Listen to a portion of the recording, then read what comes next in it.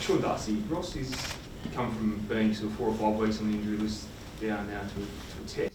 Yeah, I've just been made aware of that by Luke. So that's Jason Webber, our head of conditioning, that does that. So clearly, if they've moved him along from 4 to 6 weeks to a test, he's made good progression in rehab, and he'll be a test. Yeah, you'll have a good look at him this week, obviously, with if he's available with Brodie Grundy. Well, it's a good point. Yeah, we're pretty keen at some point to look at the two bona fide ruckmen in the team. What David Payne would say, bona fide ruckmen in the team. So, yeah, we'll look at it, whether it's this week or not. He's got to pass that test. So, yeah, it's good news that he's moved along rapidly. And that would give you a bit of flexibility, I guess, to play Rory Lobb a bit more forward. Yeah, if we chose to do it, yeah. Obviously, Grundy's been touted as the best player in the competition at the minute. We think Rory's been super. We've been towed up by Steph Martin the last couple of times Brisbane, but I thought Rory was really significant in our result, in the ruck work and his follow-up and around the ground, and he's clearly an offensive threat, and he's growing every week. So it's a really big challenge this week with Grundy. Is he enjoying that role, Ross? When he came here, there was all the stories that maybe Rory didn't want to play ruck, he'd prefer to play forward. Are you finding that he's embracing the ruck role? Look, I'm shocked all those stories are wrong, but that's just me. Yeah, he loves it. I can only judge if you can only coach on action. I can't read minds, and his actions would suggest that he's fully committed and embracing the role and ignoring the noise around that. So it's fantastic. Yeah, I just see him getting better every week, and Rory's feeling that. He's getting working with some great players in there in Fife and Mundy and Walters. So Brad Hill, they're forming a good combination. And I think there's just incredible growth left in him and Sean Darcy. So would like to see those two in tandem. And Aaron behind the scenes is really helping to mentor that. So our ruck profile's pretty strong. We've got Lloyd Meek and Scotty Jones developing as well. And Aaron, we got an update. He's running and progressing, but it's still going to be a number of weeks yet. So it'll be later in the season, everything going smoothly. Has Rory mentioned at any stage that maybe he wants to play more up forward? Not to me. Jesse Hogan, how do you... They're talking about Grundy being the highest paid player in the game. I'd rather stay in the ruck. How do you get Jesse Hogan into some form? Well, I think he's in form. How long's form run for? He kicked 1-4 the week before and dropped a couple of marks. Should have been 7 shots on goal. We've looked at it. Our ball movement was really strong. Our final connection piece inside 50 up until the last quarter could have been better. So it's a lot of moving parts down there. So we just felt, we spoke about it today. So if you think Brennan Cox has played a handful of games together with Jesse, and we spoke about Rough Ed Franklin combination because David Hale, gee whiz, if you look at Darling and Kennedy, how many games they're played together. So forwards are about giving and filling space, and we just came together a little bit, and even our small forwards who haven't been together long, just moving and creating some space for our key forwards to lead into, because there was a number of times we should have created isolation and better opportunities for both Brennan Cox and Jesse Hogan, and that didn't happen. So that was a strong feature of the review, but it's going to take some time and some chemistry to do that. So, and then because he was on a number of times and wasn't hit, and also we tried to hit him and we missed him. So, or other times he went to a right space and someone brought their tall defender across, brought Hodge across. So I understand what you're saying on the raw numbers, but if you go to form, you don't turn it on and off like a tap. So the week before, he's kicked 1-4, it's 5 shots on goal, could have had a couple more. That's a big number when we actually didn't move the ball that well against Essendon. So he really contributed late. There was a massive contest with Hodge in the goal square where he went back with a flight, caused a spill, got up and involved. So, yeah, I'm not as concerned as everyone else, but I've also got a longer horizon timeline for it to come together than others as well. But I understand the short-term narrative. I think it's the 8 goals so far. He didn't get a kick on the weekend. That must be a concern for you when you've recruited a big-name full forward. I'll just reiterate what I said. I was really pleased with his contest. I highlighted the reasons he was less effective than he was the week before, and I'm on a long-term horizon. At the end of the 8 years here, I'm sure we'll be saying he's a champion forward of the club. How's he feeling physically, given the lack of pre-season and running he was able to do with that? Well, I think that's a key element. We know Jesse at his best, he's a running machine. He had a navicular. I think if you want to really go beyond fingernail deep, let's drill right in. He had a navicular where we thought we mightn't see him to the middle of the year. He got to round one with great application and a great conditioning program, but it was thinner on the ground. So he hasn't actually been able to play at the exact tempo and run that he... But that's how good Jesse is. He's found the way to have 5 and 6 shots on goal when he's not even near his full capacity. So they're all the things I know. Maybe I should share them a little bit more, but sometimes you think some things are obvious off a navicular, but because we're full-time, we probably analyse a little bit more. Did you say to him at third quarter time, and actually watching him closely in the fourth quarter, he just looked like he was a little sore. Was he battling anything at all, and what was your message to him? My message was, mate, keep going because we're going to win by a point. Yeah. Now, some things are private. All my players I just encourage and persist and persevere, and it knows no failure, whether you're a coach or a player, or a club. Just keep persisting and persevering, get the right strategies, get the right people, and the wheel turns, and we're seeing that. The missing piece of the jigsaw, I guess, is that forward connection, because your second best defence in midfield seems to be pretty solid. Yeah, we're getting a number of entries. Yeah, it takes a while. I think, it took Stringer. Stringer's now in really good form, isn't he? It takes a while.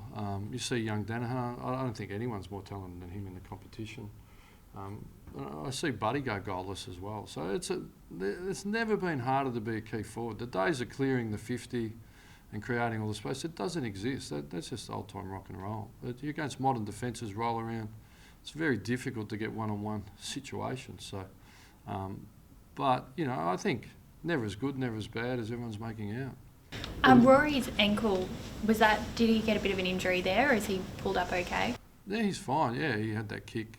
There's nothing that I'm aware of so he should be fully fit and train tomorrow. Did we see a different Ross Lyon after the game on the weekend? Hugs and kisses? No, still overweight, still balding, still there. A bit towards your players, that from an outsider looking in seemed a little different. Yeah, well, quite simply, just because you haven't seen it doesn't mean it doesn't exist behind closed doors. That's all I'd say to that. So it was the Sir Doug Nicholls round. We went down to link arms. It's not insignificant. The Indigenous space, really, in AFL football. The Adam Goods documentary coming out. I consider myself a friend of Adam's. It's going to be really interesting viewing. It's never been more pertinent. Our game gets a lot right. It's been a great vehicle for equality, but it's still got challenges. And I think the game's really good at calling out the challenges when they occur, although not perfect. So there's a lot of joy in our Aboriginal players expressing themselves and being best on the ground. Brad Hill kicking the winning goal, Sonny, and a number of our players that I went through. So, and we've been incredibly consistent. If we had done a few things better, our win-loss would look marginally better. So I think we got reward for effort, and we dominated the last quarter. So I was thrilled for the players because I know how hard they're working and I know how desperate they are to win. So clearly I'm vested in that. I'm vested in Fremantle Football Club. My identity's strong here. I've been here a long time, and we feel the wheels turning. So, but in saying that, we've moved on. But a simple answer is just because you haven't seen it doesn't mean it doesn't exist. You talk about your ball movement. On the weekend, it was daring. Are we going to see more of that this year? Do you feel like the running bounces? That's been the aim every week. But sometimes players don't get it done, and I don't coach as well as I should, and you come up against better team defences. So there's always a lot of threads. But we're held accountable for performance, so it's something we've worked on.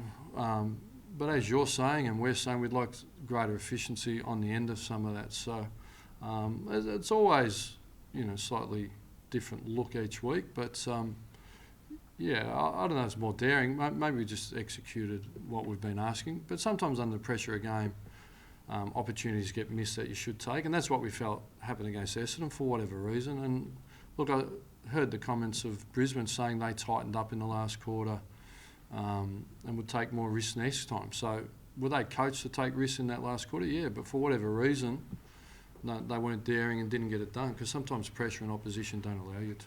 You encourage them to take more risks, is that what you're saying? You want the quick ball movement and dare. No, and I think that's a misnomer. 6 of the top 8 are the slowest playing teams in the competition and go at least through the corridor. So just because it's said doesn't make it accurate. So it's about being composed, and when you need to go quick, go quick. When the opposition defence is organised, be composed. The reigning premiers are the most composed team in the competition at the minute. How satisfying was it to see Harley going to have a great hit out against West Perth? Really pleasing, yeah, really pleasing. I caught up with him and Stephen Hill this morning when he trained up at Cottesloe. So, we're going to push Stephen through, but we'll take another couple of weeks with him. So he won't play this week. And Harley, just keep building. And the challenge for those guys, because they've been out a long time with the bye coming, make sure we have a strong program and they're organised and planned. So, yeah, well, there's a bit of water to flow under the bridge there, so he's still building. So how much of a balance is it having him coming in up with his history with soft tissue injuries, but also the fact he wants to be back in the fold as quick as possible? Yeah, I don't understand it. Sorry, he wants to be back playing straight away, but you're obviously with his soft tissue injuries, you'd be very hesitant to get him back too soon. Well, the parameters are clear. We have all those markers. So once you start to hit, as much as on the surface the numbers looked okay, there's still a lot of work to go there. Is there a bit of a timeline on when he will come back? No, not particularly. He just needs to keep building, and it's a bit like Sean Darcy's rehab. We thought it was 4 to 6, but he hit markers earlier and it's come forward, and so it can work both ways. Ross, do you prepare yourself now that there is another job going for questions about your future as a coach and whether?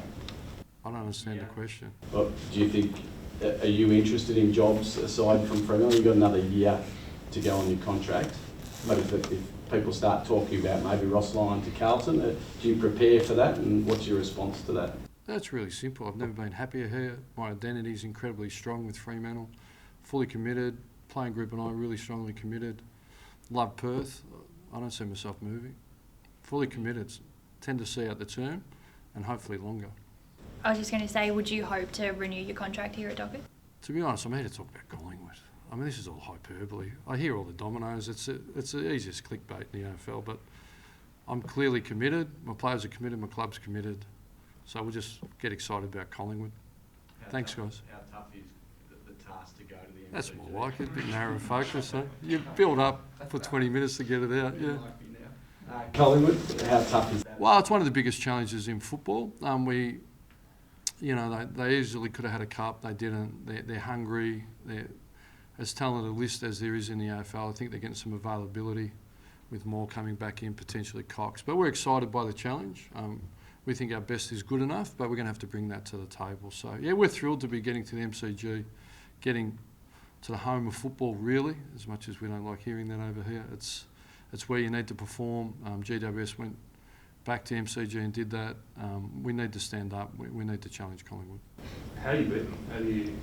Kick more goals. Thanks, mate.